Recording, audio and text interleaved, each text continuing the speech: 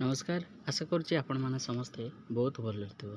तो आज आपण मान पई गोटे बहुत बड़ नोटिफिकेशन रही जे आपण मानकर जो एवं वर्तमान आसी गोटे नोटिफिकेशन शिशु बाटिका नियुक्ति 2026 निमंते ताहार बहुत प्रकार प्रश्न उठुची जे आपण मान मनरे एटा सत ना नाही कौन रही यार जो उद्देश्य जो आसी एवं दरमा आपण मानकर 26,200 लिखाई एवं आपण मानकर पदवी 7,235 पदवी रही।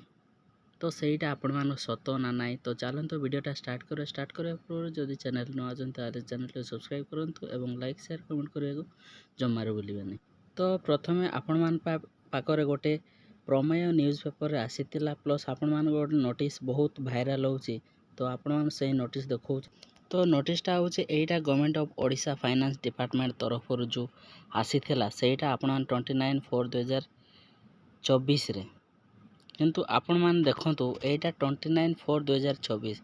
तो रिसेंटली एबे आपण मान को मंथ चली एबे वर्तमान आपण मानकर जुलाई चली। तो जुलाई आपण मान 7 मंथ।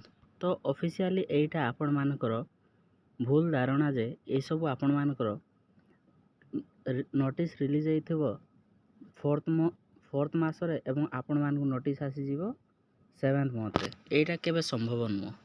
तो आपण मानकर एई नोटिस रु ही जानि जीवा कथा जे एटा आपण मानकर फेक नोटिस बोली। तो एई नोटिस रे आपण मानकर टीचर एंगेजमेंट जो आपण मानकर शिशु बाटिका पाई आपण मानकर ओएसपीएस तरफ रु आसी बोल लिखाई छी। किंतु आपण मानकर एई नोटिसटा बहुत आगरू आसीथिला किंतु एटा आपण मानकर भूल धारणा जे जो नोटिस गुड़ाक आईटा आपण मान केवल ऑफिशियल वेबसाइट जाकि जमिति ओएसपी वेबसाइट जाकि चेक करेंगे सेतेबेले जाकि ही आपण माने बिलीव करेंगे जे गोटे नोटिस आसीची बोली।